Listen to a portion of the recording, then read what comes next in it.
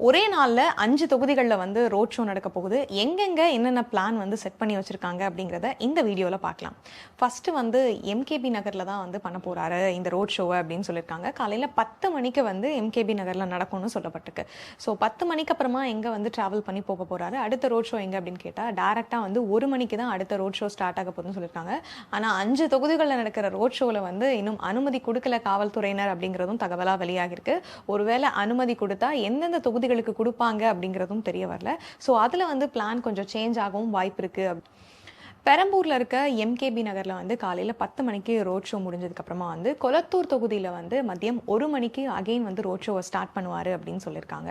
கொளத்தூருக்கு அப்புறமா 2 மணிக்கு வில்லிவாக்கம் தொகுதியில வந்து ரோட் ஷோவை ஸ்டார்ட் பண்ணிருக்காங்க. அடுத்து வந்து 3 மணிக்கு வந்து அண்ணா நகர்ல வந்து ரோட் ஷோ நடக்கும் அப்படின்னு சொல்லப்பட்டிருக்கு. தொடர்ந்து அடுத்தடுத்த 1 மணி நேரத்துல வந்து இவரால் டிராவல் பண்ணி போக முடியுமா அப்படிங்கிறது பெரிய கேள்விக்குறியாவே இருக்குன்னு சொல்லலாம். ஸோ கடைசியா வந்து விருகம்பாக்கம்ல சாயங்காலம் 4 மணிக்கு ரோட் ஷோ ஸ்டார்ட் ஆகும்னு சொல்லியிருக்காங்க. இந்த 1 மணி நேரத்துல வந்து ரோட் ஷோ முடிக்க முடியுமா அப்படிங்கிற யோசனைகளுமே இருந்துட்டு இருக்குன்னும் பொழுது இன்னொரு பக்கம் காவல்துறையினர் வந்து எந்த கடிதமும் வந்து கொடுக்கல.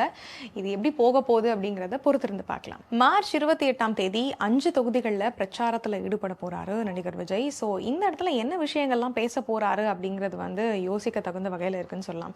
ஏன்னா வந்து ஃபர்ஸ்ட் காலையில் 10 மணிலேருந்து சாயங்காலம் 4 மணி வரைக்கும் வந்து ஒரு பெரிய ஷெட்யூலில் மக்களை சந்திக்க போறாரு. ஸோ இதில் ஒரு மணி நேரத்தில் ஒவ்வொரு இடத்துல இருக்க போறாரு அப்படிங்கிறதுனால அதுக்கு அவர் ப்ரிப்பேர் ஆயிருப்பாரா, இல்லை என்னென்ன விஷயங்களை அந்தந்த தொகுதிகளில் நிறைவேற்ற போறோம் அப்படிங்கிறத சொல்ல போறாருன்ற எதிர்பார்ப்புகள் மக்கள் கிட்ட அதிகமாக இருக்குன்னு சொல்லலாம். ஸோ என்ன பேச போறாரு, 5 தொகுதிகளுக்கு என்ன மாதிரியான விஷயங்களை சொல்ல போறாருங்கிறத பொறுத்திருந்து பார்க்கலாம்.